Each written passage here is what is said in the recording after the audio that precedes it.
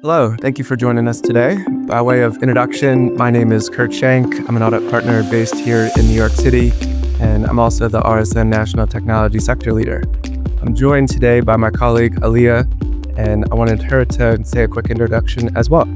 Hi, everyone. My name is Aliya Mauch. I am Audit Senior Manager in Denver, Colorado, and I also serve as the Audit Policy Leader for TMT industry at RSM.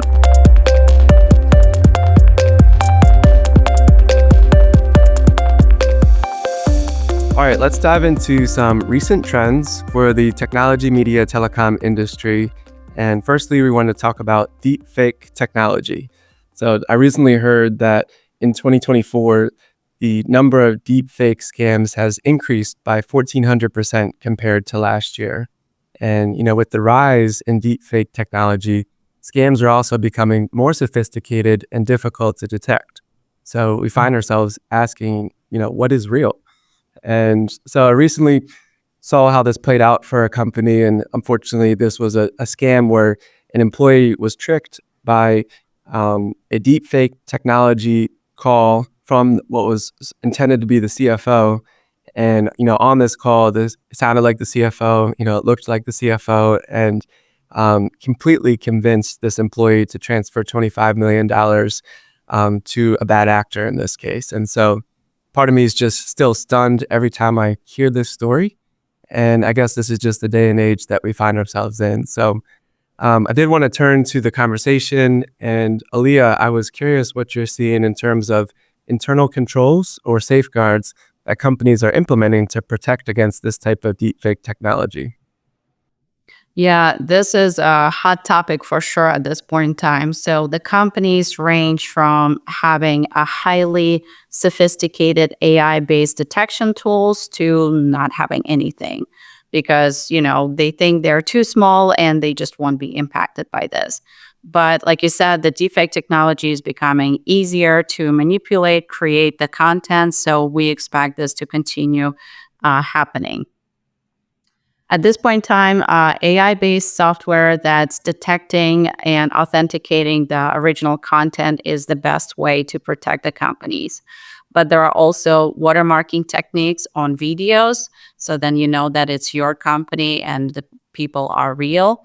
There are also trainings and policies that the companies can do to help their employees to not fall for these traps. Got it. Yeah, and I agree. And if these scams are not caught, it can have a direct impact on a company's financial statement, right?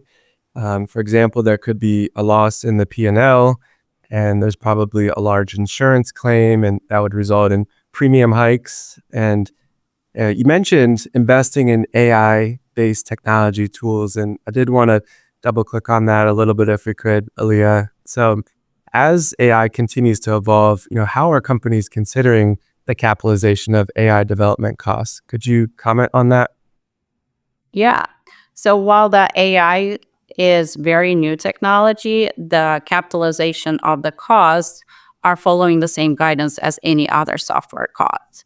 So if the company is creating software for internal use, they will use ASC 350-40. And if they're using a software to be marketed or sold, it would follow guidance of 985-20. So nothing new there. However, the companies need to consider certain implications of tracking the software costs and also determining what the useful life is, because AI is so fast developed, but also potentially will become more obsolete. In terms of closing comments before we adjourn, I wanted to thank you for sharing your expertise on these topics. And just curious, perhaps you could quickly summarize a few key takeaways for us, please. Yeah, so I think at this point in time, the companies need to ensure that they have proper policies to prevent those frauds from happening. We highly recommend the companies invest in technology, again, waterproofing techniques, or just developing trainings and multi-factor authentication, such as asking questions, having safe words that will help the companies to determine whether the video is the original content. Then I also recommend the companies to continue tracking the software costs to ensure proper use of the guidance and capitalization of the costs. That's right. Yeah, I think another key takeaway is just related to the need really to invest in detection tools. And there's adoption AI-based detection tools that are relatively inexpensive, and that's making defense affordable